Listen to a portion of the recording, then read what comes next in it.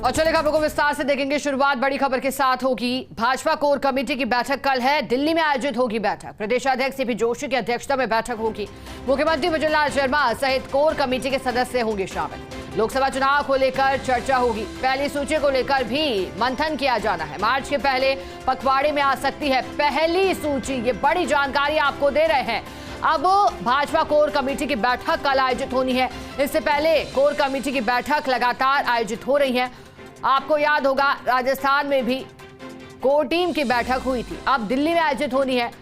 CP Joshi इसमें पहुंचेंगे, मुख्यमंत्री भजनलाल शर्मा मौजूद रहेंगे, कोर कमेटी के सदस्य होंगे। लेकिन अब मकसद साफ है, लोकसभा चुनाव के लिहाज से अब उम्मीदवार के नामों पर चर्चा होनी है। पहली सूची को लेकर मंथन किया जाना है, कौन कौन से चेहरे अब लोकसभा चुनाव के लिहाज से दिखाई देंगे, क्योंकि अब कुछ बदलाव भी दिखाई दे सकता है। 25 लोकसभा सीटों के लिहाज से जिस तरह का प्रदर्शन बीते 2 लोकसभा चुनाव में रहा है पार्टी का, वो काबिले तारीफ रहा। लेकिन कोशिश रहेगी पार्टी की कि वही एक बार फिर से जीत दर्ज की जाए। लेकिन उससे पहले मंथन होगा। ज्यादा जानकारी देने के लिए हमारे साथ पॉलिटिकल एडिटर योगेश शर्मा जुड़ गए हैं। योगेश जी, लोकसभा चुनाव को लेकर अब बैठक होनी है, लेकिन आपको क्या लगता है बैठक के बाद क्या बदलाव देखे जा सकते हैं? क्योंकि पहले जो सांसद थे अब उन्हें मैदान में उतारा गया था विधानसभा में, और उनमें से कुछ जीते भी तो कुछ हारे भी। क्या उन सीटों पर बदलाव की भी चर्चा होगी बैठक में? देखिए, ये बात सही है। कोर कमेटी की बैठक में अब जो चर्चा है वो टिकट चयन जैसे मसले होंगे, उसमें भावी कार्यक्रम होंगे। इसके साथ ही ये भी तय होगा कि किस तरह से पार्टी को चुनावी कार्यक्रमों को आगे बढ़ाना है। और जैसा आपने जिक्र किया कि टिकट बदलने जैसे मुद्दे, उनको लेकर पार्टी का राजस्थान की कोर कमेटी अपने विचार ऊपर बता सकती है, लेकिन अंतिम निर्णय राष्ट्रीय जो केंद्रीय चुनाव समिति है बीजेपी की, उसको करना है। और अली कहा जा सकता है, इस तरह की चर्चाएं हैं कि 1 दर्जन चेहरे बदले जा सकते हैं। किस तरह से इन चेहरों को लेकर नए सिरे से काम होगा, पूरी एक तैयारी के साथ प्रस्तावित है। कल दिल्ली के अंदर बैठक होनी है। मुख्यमंत्री भजनलाल शर्मा और तमाम जो कोर कमेटी के सदस्य हैं, सीपी जोशी, पूर्व मुख्यमंत्री वसुंधरा राजे, अर्जुन मेघवाल, त्रिवेंद्र सिंह शेखावत, कैलाश चौधरी, अरविंद राठौर, सतीश पूनिया, अलका सिंह गुर्जर और पार्टी के प्रभारी अरुण सिंह, सह प्रभारी विजय राहटकर, तमाम प्रमुख लीडर्स की मौजूदगी कोर कमेटी की बैठक में रहती है। सदस्य हैं वो, और कहा जा सकता है कि इस पूरी कोर कमेटी की बैठक का मकसद यही होगा कि लोकसभा चुनाव को लेकर किस तरह की रणनीति को आगे बढ़ाना है।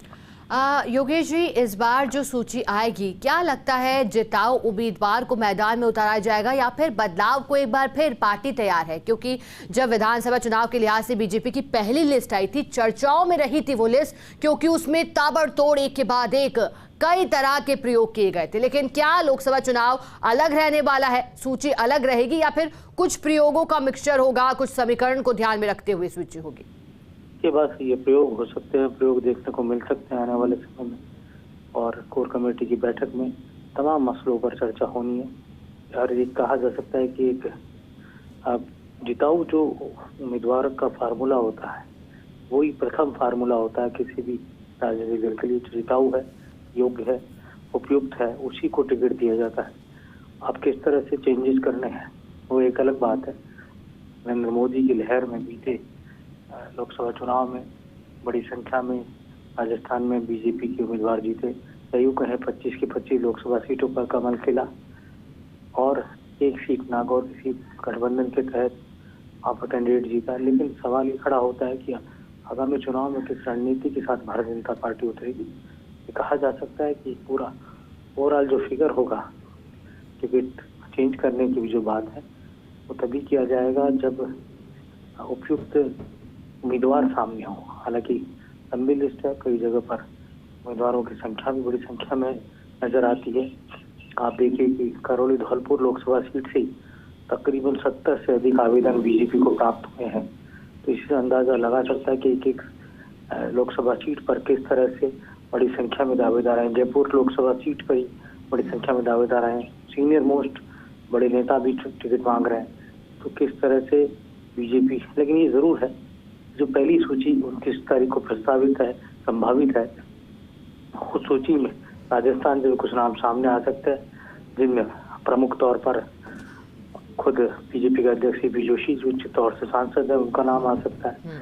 ओम बिरला लोकसभा के अध्यक्ष है, उनको फिर से कोटा से चुनावी समर में उतारा जा सकता है। हालांकि भीलवाड़ा से भी उनके नाम की सुगबुगाहट सुनाई दे रही है। ठीक इसी तरह अर्जुन राम मेघवाल फिर बीकानेर से उम्मीदवार बनाए जा सकते हैं। गजेंद्र सिंह शेखावत का जोधपुर से नाम चर्चाओं में है। हालांकि राजसमंद से उनके नाम की सुगबुगाहट है, लेकिन मोटे तौर पर जोधपुर से फिर लड़ाने की चर्चा है। ठीक इसी तरह कैलाश चौधरी का नाम भी बाड़मेर से लिया जा रहा है कि फिर उन्हें बाड़मेर से चुनावी समर में उतारने की बात है। बीजेपी के राष्ट्रीय मंत्री अलका सिंह गुर्जर का भी नाम माधोपुर जयपुर ग्रामीण से चर्चा में। पार्टी क्या निर्णय लेती है, जौनापुरिया को फिर से चुनावी समर में उतारा जाता है या क्या और नए फैसले पार्टी के आते हैं सामने। इसी तरह से कहा जा सकता है कि दुष्यंत सिंह है, झालावाड़ से लोकसभा के सांसद हैं, वसुंधरा राजे के पुत्र हैं, उन्हें फिर से चुनावी समर में उतारने की बात है। तो कहा जा सकता है कि ओवरऑल पूरी रणनीति के साथ जो मुझे लगता है जो परफेक्ट चेहरे होंगे, शुरुआती जहाँ पर कोई जोखिम नहीं है, रिस्क नहीं है, वहाँ पहली लिस्ट में उनके नाम सामने आ जाए। ठीक है योगेश जी, बहुत शुक्रिया आपका साथ जुड़ने के लिए, जानकारी के लिए। इसी खबर पर अधिक जानकारी देने के लिए हमारे साथ सहयोगी ऐश्वर्या प्रधान भी जुड़ गए हैं। ऐश्वर्या, क्योंकि अब बैठक होनी है, कल चर्चा होनी है सूची को लेकर, तो मैं सीधा सवाल सूची को लेकर के ही आपसे करूंगी। ऐश्वर्या, क्या लगता है ये जो सूची आएगी ये एडजस्टमेंट वाली सूची होगी क्या? क्योंकि हमने देखा था विधानसभा चुनाव से पहले भी कुछ नेता ऐसे थे कांग्रेस पार्टी के भी जिन्होंने बीजेपी का दामन थामा था और उन्हें विधायक के तौर पर उम्मीदवार नहीं बना करके उतारा गया था। कहा जा रहा था, मैं नाम किसी का नहीं लूंगी, लेकिन कहा जा रहा था लोकसभा में इन पर दाव लगाया जा सकता है। क्या ऐसा होगा और क्या रूठों को मनाने की कोशिश भी होगी सांसदी के पद पर उतारकर? देखिए, सबसे बड़ी बात यह है कि जो कोर कमेटी की बैठक है, उस कोर कमेटी की बैठक में नामों को लेकर बातचीत होगी। नाम कौन कौन से नाम, जो हमारे सहयोगी वरिष्ठ सहयोगी योगेश शर्मा बता रहे थे कि कुछ नाम ऐसे हैं जो सामान्य तौर पर सभी जानते हैं। गजेंद्र सिंह शेखावत का नाम है, सभी जानते हैं। कैलाश चौधरी का नाम है, सभी जानते हैं। ओम बिरला बहुत बड़ा नाम है, सभी जानते हैं। तो ये टिकट तो सभी को पता है। उनके अलावा जिन टिकटों को लेकर बदलाव की चर्चा की जा रही है वो टिकट बहुत सारे हैं। इन सबके बीच में ये जो बड़े नेता हैं इनका नाम हम लगातार लेते हैं, और इनके अलावा दो नाम ऐसे हैं, उन दो नामों को टिकट दिया जा सकता है। वो दो नाम है राजेंद्र राठौड़ और सतीश पूनिया। ये दो नाम, फर्स्ट इंडिया न्यूज अभी उन दो नामों को लेकर बातचीत कर रहा है कि इन दो नामों को लोकसभा में उतारा जा सकता है। और तीसरा नाम इसी फहरिस्त में मुख्य प्रवक्ता रहे रामलाल शर्मा का भी हो सकता है। ये तीन नामों को लेकर सर्वाधिक विचार है। एक, अलका सिंह गुर्जर का नाम लगातार चर्चाओं में है। अलका सिंह गुर्जर का नाम इसलिए चर्चाओं में है कि राष्ट्रीय मंत्री है, दिल्ली में बहुत एक्टिव रही है, तो अलका सिंह गुर्जर का नाम भी चर्चाओं में है। तो इन सब के अलावा जिन सीटों को लेकर पार्टी विचार कर रही है, हम ये नहीं कह रहे कि उनके टिकट काट दिए जाएंगे, लेकिन हम ये कह रहे हैं जिन सीटों को लेकर विचार कर रही है उनमें भरतपुर है, उनमें करौली धौलपुर है, उनमें दौसा है। उन्हीं टिकटों में हम आगे की तरफ जाते हैं तो अजमेर है, झुंझुनू है। उन टिकटों में चूरू को लेकर अभी ये ऐसी चर्चा कम सुनने में आ रही है, लेकिन उससे आगे जाते हैं सीकर को लेकर कम सुनने में आती है। महंत बाबा बालकनाथ को क्या मंत्री बनाया जाता है या फिर वो अभी लोकसभा लड़ने के लिए उन्हें पार्टी भेजेगी? हालांकि महंत बाबा बालकनाथ के करीबी ऐसा कहते हैं, वो स्वयं नहीं कहते कि वो लोकसभा जा सकते हैं। इन सब के अलावा एक और बड़ी बात यहाँ पर आकर रुकती है। हम देवजी पटेल को लेकर चर्चा करते हैं कि क्या हारे हुए ऐसे, देवजी पटेल भी हारे हैं, नरेंद्र भी हारे हैं, ऐसे जो हारे हुए हैं, भागीरथ भी हारे हैं, तो ऐसे जो हारे हुए हैं उनको लेकर पार्टी क्या विचार करेगी? उनको लेकर भी सर्वाधिक चर्चा है कि हारे हुओं को क्या वापस टिकट दिया जाएगा या फिर राज्य सरकार में मुख्यमंत्री भजनलाल शर्मा कोई राजनीतिक नियुक्ति देते हैं, किसी बोर्ड या आयोग में उन्हें लगाया जाता है। फिर हम और दूसरी तरफ बात करते हैं, जैसे अर्जुन मेघवाल सबको पता है, बहुत बड़ा नाम है, उनको टिकट मिलना ही मिलना है। ऐसे करके गंगानगर पर विचार किया जा सकता है। ये ऐसी बातें चल रही है। बांसवाड़ा को लेकर लगातार बातें थी। जब महेंद्रजीत सिंह मालवीय का ये प्रकरण सभी के सामने है, तो लोग कहते हैं कि महेंद्रजीत सिंह मालवीय को उतारा जा सकता है भारतीय जनता पार्टी की तरफ से। लेकिन यहाँ पर अभी सब कुछ तय होने में थोड़ा वक्त लगेगा, क्योंकि यहाँ विचार परिवार को लेकर भी बातचीत होगी इस क्षेत्र के लिए, ऐसा लगभग मैं मानता हूँ। और क्योंकि मैं इसलिए मानता हूँ कि राजनीतिक तौर पर कई लोगों से जो सामान्य बातचीत होती है उनमें चीज निकल कर आती है। वहीं हम उदयपुर जाते हैं तो उदयपुर में भी बदलाव हो सकता है। लेकिन इन सब के अलावा सबसे महत्वपूर्ण बात यह है कि ये जो 25 टिकट है, इनमें नागौर को लेकर क्या रहेगा। नागौर को लेकर बड़ी भारी प्रतीक्षा है।